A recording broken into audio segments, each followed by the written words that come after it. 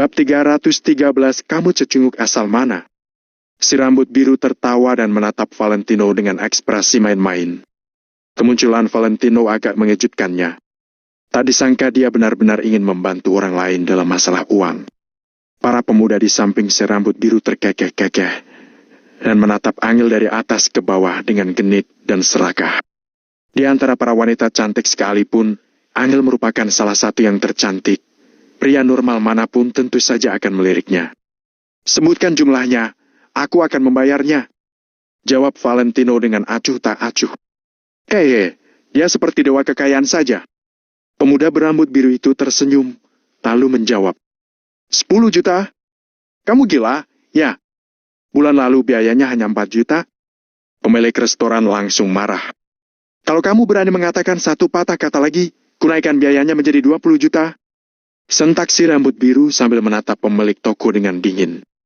Kamu? Pemilik restoran mengertakkan gigi dan menahan diri. 10 juta, betul. Aku akan membayarnya.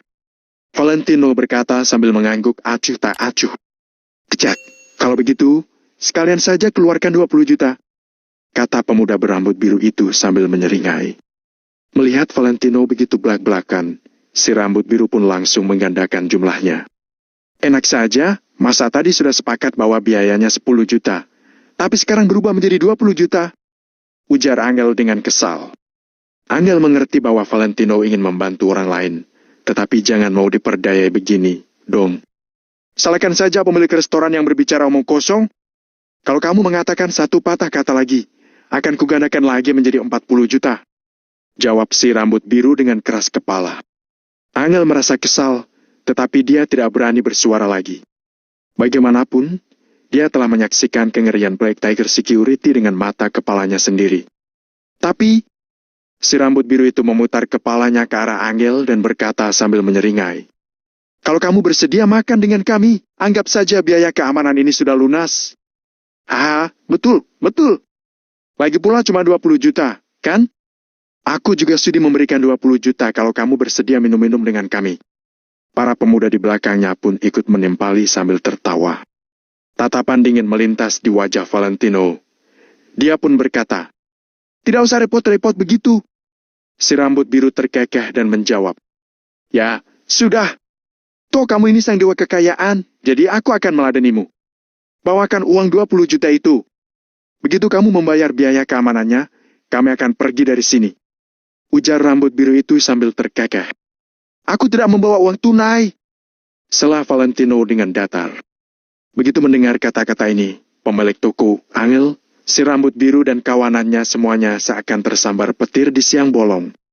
Si rambut biru mengusap-usap kepalanya dan bertanya ke Valentino.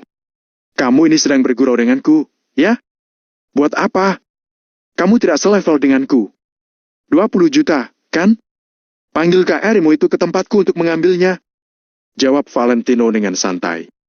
Si rambut biru tertegun sejenak, lalu menggertakkan giginya dan menyentak. Sepertinya, kamu ini benar-benar sedang bergurau denganku, ya? Angel menarik ujung baju Valentino lagi. Tadi, kan, dia sudah setuju untuk memberikan uang dan pergi dari sini, kenapa sekarang Valentino malah bertingkah seperti ini? Bahkan jika Valentino mampu mengalahkan para pemuda ini, dia akan memancing harimau keluar dari sarangnya kalau menyinggung Black Tiger Security. Pemilik restoran menghela napas dan kembali mendesak Valentino. Anak muda, sudahlah, kalian pergi saja. Aku bisa menangani masalah ini sendiri. Betul, pergi saja. Coba kulihat siapa yang berani pergi dari tempat ini. Si rambut biru tiba-tiba berbalik dan menendang pintu restoran. Bam! Pintu restoran langsung ditendangnya sampai tertutup dengan keras. Kemudian, dia pun berjalan menghampiri Valentino dengan murka. Aku benar-benar ingin tahu, sehebat apa kemampuanmu sampai berani mempermainkanku seperti ini. Valentino, jangan lawan dia, jangan bertarung. Bisik Angel secara terus-menerus di telinga Valentino.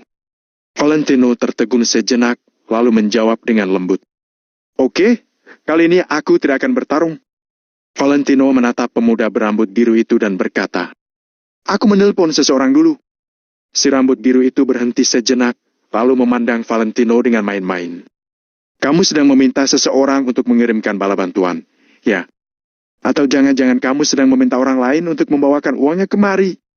Namun, Valentino hanya mengabaikannya dan terus-terusan mencari-cari nomor telepon seseorang di ponselnya. Ternyata, dia tidak menyimpan nomor telepon Ari, tapi masih ada nomor telepon Ethan di ponselnya. Setelah melihat bahwa Valentino benar-benar sedang menelpon seseorang, si rambut biru pun tidak terburu-buru dan hanya menunggu sambil berdiri tak jauh dari Valentino. Dia penasaran, siapakah orang yang berani mencampuri urusan Black Tiger Security ini? Pemilik restoran hanya bisa menghela napas dan menggelengkan kepalanya tanpa mengatakan apa-apa. Halo? Begitu Valentino menelpon nomor itu, panggilannya langsung terhubung. Siapa ini? Terdengar suara Ethan yang serak dan agak tidak sabaran dari ponsel Valentino. Valentino, jawab Valentino dengan datar. Valen? Ethan sedang duduk di kursinya. Seorang gadis muda yang posisinya setengah berlutut dan berpakaian seksi sedang bekerja keras melayani Ethan di depannya. Karena diganggu orang lain saat sedang bersenang-senang, dia secara alami merasa agak kesal dan tidak sabaran. Namun, begitu mendengar nama Valentino, dia seketika membeku. Telapak tangannya bergetar dan ponselnya hampir terlepas dari genggamannya. Ethan langsung mendorong gadis itu dan bangkit dari kursinya. Kedua tangannya memegang ponselnya dengan erat. Gadis muda yang melihat Ethan memegang ponselnya dengan kedua tangan pun langsung sedikit membungkuk sambil tersenyum. Setelah itu, barulah Ethan setengah berseru ke ponselnya. Tuan Valentino. Gadis itu terkejut, dia tahu betul kekuatan seorang Ethan Sugiarto. Namun, orang yang menelponnya itu mampu membuat Ethan melepaskan segala aktivitasnya dan berdiri hanya untuk menyambutnya. Manusia mengerikan seperti apa Tuan Valentino itu? Para bawahanmu ini tidak jujur. Tutur Valentino dengan santai. Kata-kata Valentino menyambar Ethan seperti petir di siang bolong. Apakah para bawahannya telah memprovokasi Valentino sang dewa kejahatan? Memikirkan hal ini, Ethan panik dan bahkan mulutnya juga gemetaran. Tuan Valentino, tolong jangan bertindak tanpa berpikir panjang atau marah-marah. Apa yang telah terjadi? Tanyakan saja sendiri ke bawahanmu. Jawab Valentino yang tentu saja malas menjelaskan semuanya kepada Ethan. Baik. Kalau begitu, mohon Tuan Valentino berikan teleponnya kepada mereka. Jawab Ethan sambil mengeluh dalam hati, tapi dia mau tak mau tetap bersikap hormat terhadap Valentino. Di restoran Mie, Valentino menyerahkan ponselnya kepada pemuda berambut biru itu dan berkata, ada yang ingin berbicara denganmu. Sebelum memberikan ponselnya kepadanya, dia menekan tombol di layar untuk menyalakan pengeras suara. Pemuda berambut biru itu tersenyum menghina dan mengulurkan tangannya untuk menerima ponsel Valentino. Hah? Sialan? Aku memang penasaran siapa cecunguk yang kamu minta bantuannya itu. Angel berpikir sambil sedikit mengernyit. Siapa yang ditelepon Valentino? Hendrika. Namun, tanggung jawab Hendrik juga seharusnya tidak sampai mencapai Black Tiger Security, kan? Pemuda berambut biru itu meludah dengan jijik, kemudian bertanya ke orang di ujung telepon. Halo, kamu cecunguk asal mana? Aku ini bapakmu, sialan. Teriak Ethan yang emosinya sudah berapi-api, bahkan suaranya pun berubah karena berteriak begitu. Pemuda berambut biru itu tertegun sejenak, lalu balas memarahi tanpa ragu.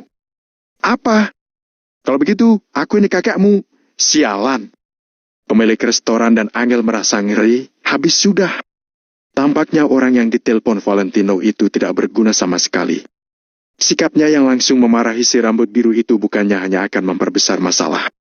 Bajingan, ini Ethan Sugiarto. Teriak Ethan dari ujung telepon.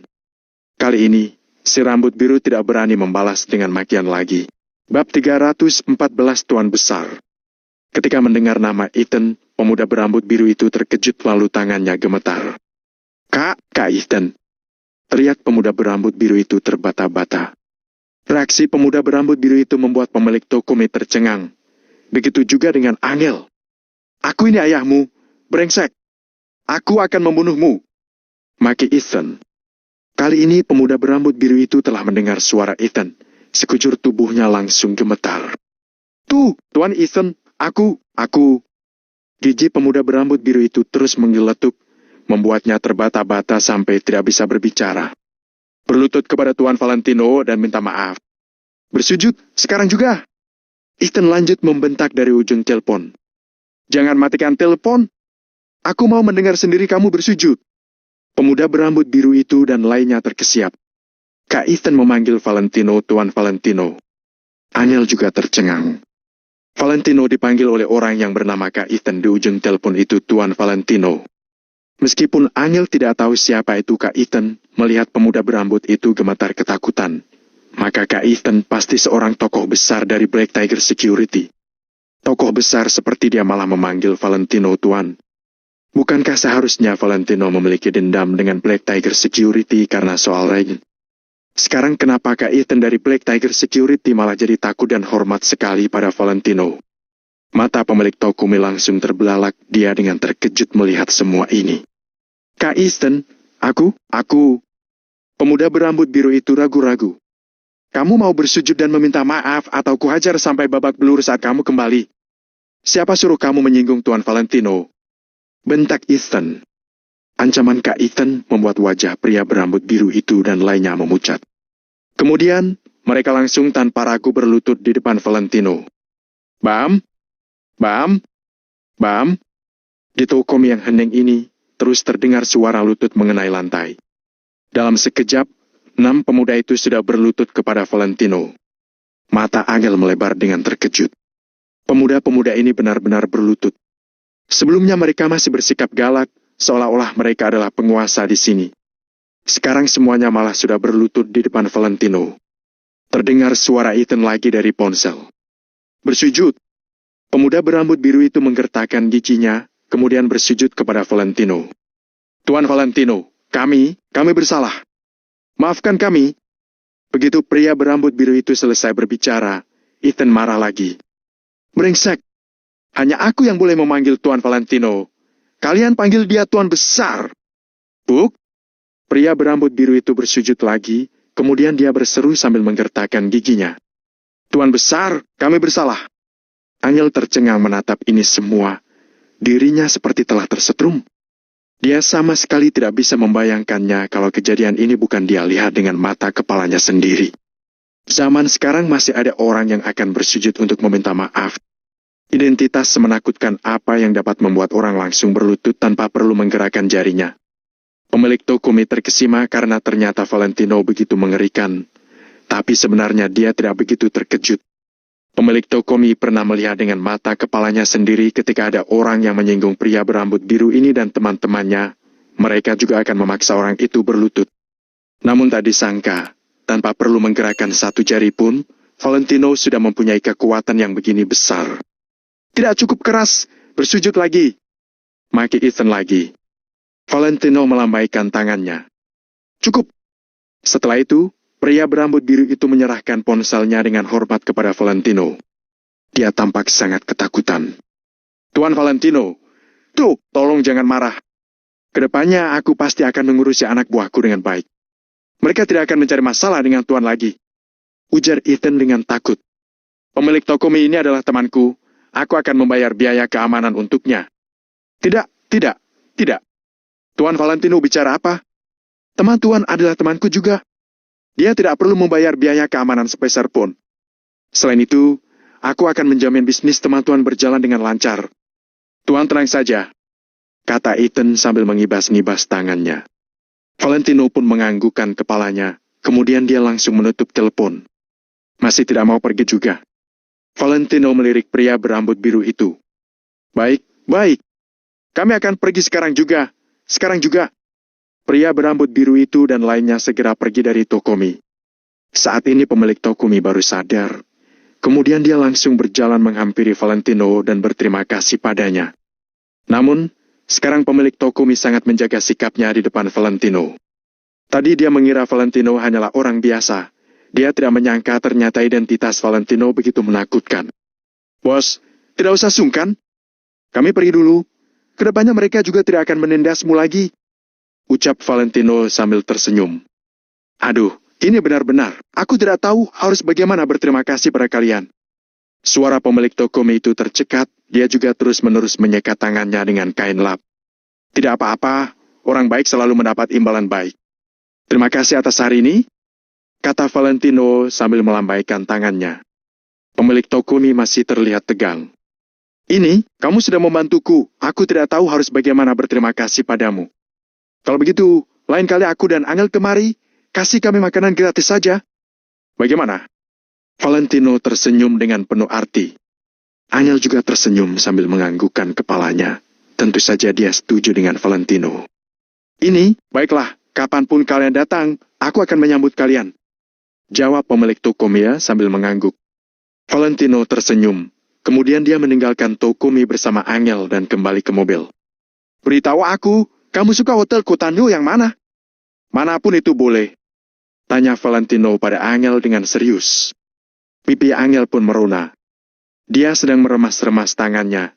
Selain itu perasaannya campur aduk.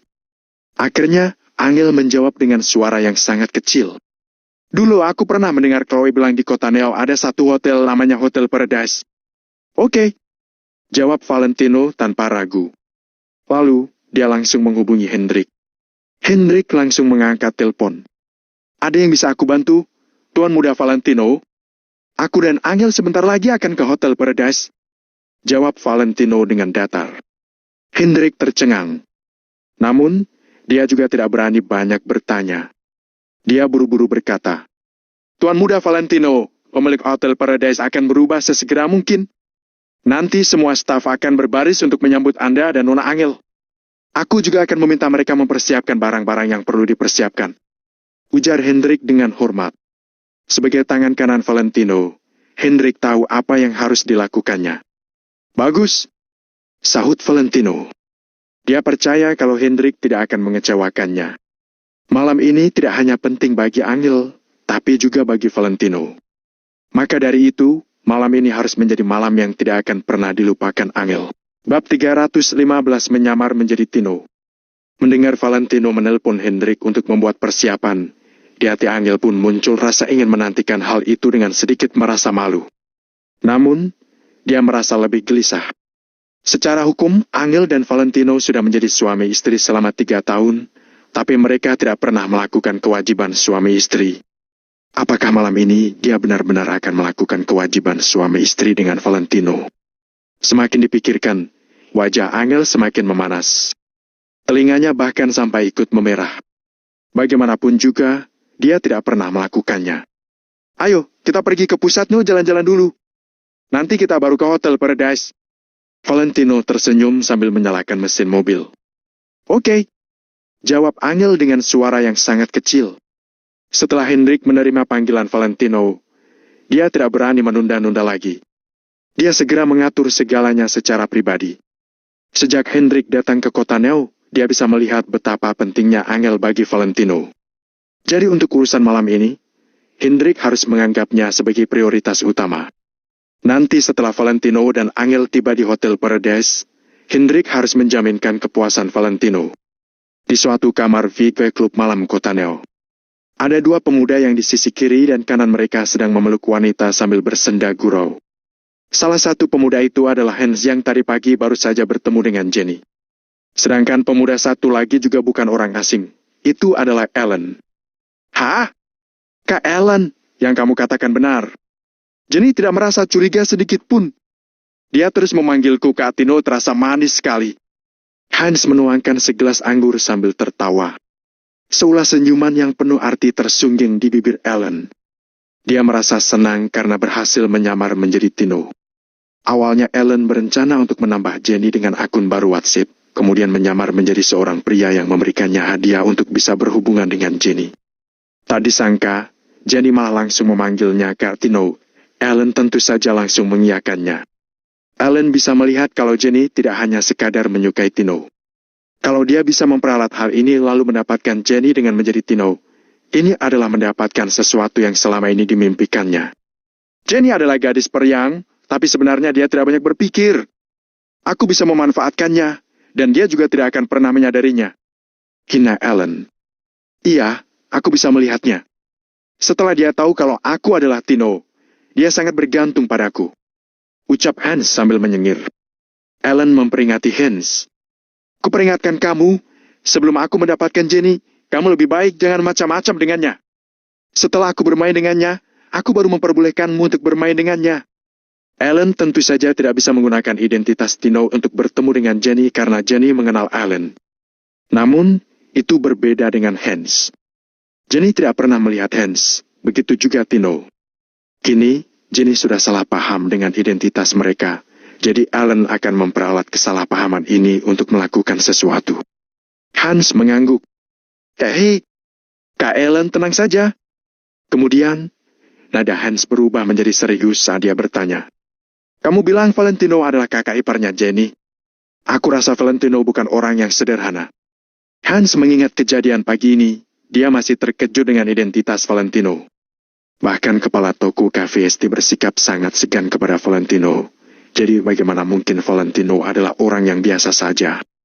Alan menjawab sambil mengerutkan keningnya. Aku juga tidak tahu detailnya. Aku hanya tahu kalau dia itu orang tak berguna di kota Neo yang terkenal. Tapi, akhir-akhir ini dia mendadak mengenal banyak orang. Aku juga tidak tahu kenapa. Hans merasa sedikit cemas. Dia pun bertanya. Kak, kalau kita berbuat apa-apa pada Jenny, apakah dia akan melepaskan kita? Memangnya kenapa kalau dia mengenal beberapa orang? Aku juga mengenal Tuan Mario, tapi apakah aku ini Tuan Mario? Hanya karena dia mengenal bos besar. Dia mengira dirinya adalah bos besar. Lagi pula, Jenny sendiri yang bersedia. Jangankan Valentino, bahkan ibunya Jenny tidak mempunyai hak untuk ikut campur. Kalau kamu takut, aku bisa mencari orang lain. Tapi, nanti jangan bilang aku meninggalkanmu. Ucap Alan dengan ketus. Meskipun identitas Valentino tidak sederhana, Alan tidak akan menghentikan rencananya. Tidak. Kalau aku dapat bermain sekali dengan wanita cantik seperti Jenny, aku akan mati tanpa penyesalan. Demi wanita cantik, aku rela mati. Hah? Kata Hans sambil mengibas-ngibas tangannya. Alan mendengus. Dalam hati dia berpikir, Valentino, Jenny, kali ini kalian akan membayar semuanya. Tidak. Alan langsung meneguk habis anggurnya. Warna anggur yang berwarna merah menodai giginya, dan ekspresi Alan terlihat sangat ganas. Di pusat kota Neo, Valentino dan Angel sedang duduk di bagasi mobil menghadap ke perairan sambil menikmati pemandangan malam. Awalnya Angel terlihat sedikit tegang, tapi beberapa saat kemudian, dia perlahan-lahan menyandarkan kepalanya ke bahu Valentino. Ini adalah pertama kalinya Angel melakukan ini. Dulu Angel merasa iri kepada wanita lain karena mereka bisa bersandar pada bahu yang lebar dan tegap. Namun, sekarang dia sendiri juga bisa melakukannya. Tangan kiri Valentino sedang menggenggam tangan kanan Angel. Di masing-masing pergelangan tangan mereka terdapat sebuah gelang kecil. Pada pelat gelang yang melingkari pergelangan tangan Valentino terukir inisial A. Sedangkan pada pelat gelang Angel yang menghiasi pergelangan tangan putihnya terdapat ukiran inisial V. Ketika kedua tangan mereka bersatu, ia membentuk VA. Tadi ketika mereka melewati sebuah toko perhiasan kecil, Angel meminta untuk membeli gelang ini. Walaupun gelang-gelang ini murah, Angel menyukainya, ini saja sudah cukup. Tidak ada yang berbicara, keduanya dengan tenang menikmati kehangatan dan keheningan ini. Tiba-tiba, sebuah nada dering ponsel memecahkan suasana mereka. Angel segera duduk tegak lalu mengeluarkan ponsel dari tasnya. Orang yang menelponnya adalah Mary. Valentino pun tersenyum lalu berkata, "Kebetulan sekali, beritahu ibu kalau malam ini kita tidak akan pulang." Angel memelototi Valentino dengan kesal, kemudian dia buru-buru mengangkat panggilan. "Ibu!"